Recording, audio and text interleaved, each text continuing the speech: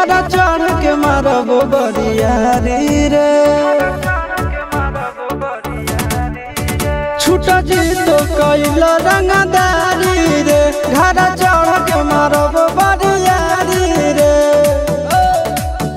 तोरा बाप के न तोरा दादा के चिन्हबहु बेटा सब गोली मारबौ तैगो गिनबौ तोरा बाप के न तोरा दादा के चिन्हबहु बेटा सब गोली मारबौ तैगो गिनबौ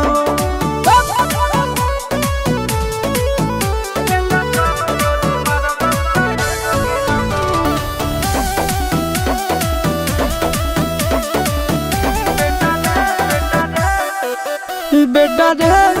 काटा से ठोक देबौ चिमनी के भाठा में झोंक देबौ देखबौ कवन बाप बचैतौ तोरा प्रशासन के गाड़ी भी रोक देबौ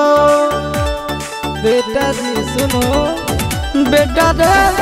काटा से ठोक देबौ चिमनी के भाठा में झोंक देबौ देखबौ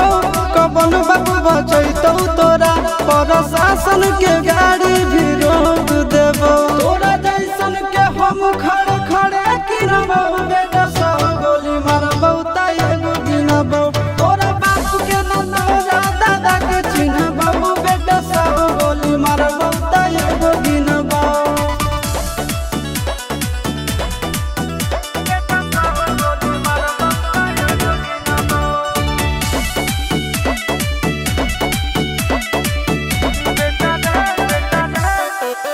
बेटा रे दौड़ा के बाजार में मारबौ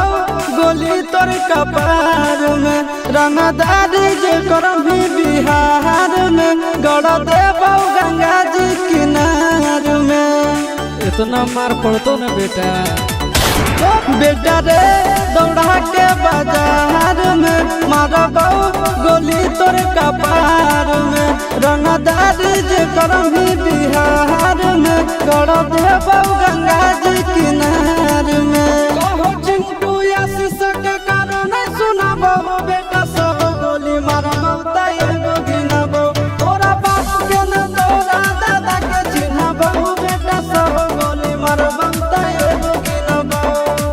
मारत मारत पिछुआरा लाल कर दे बेटा ध्यान से बाप इधर है।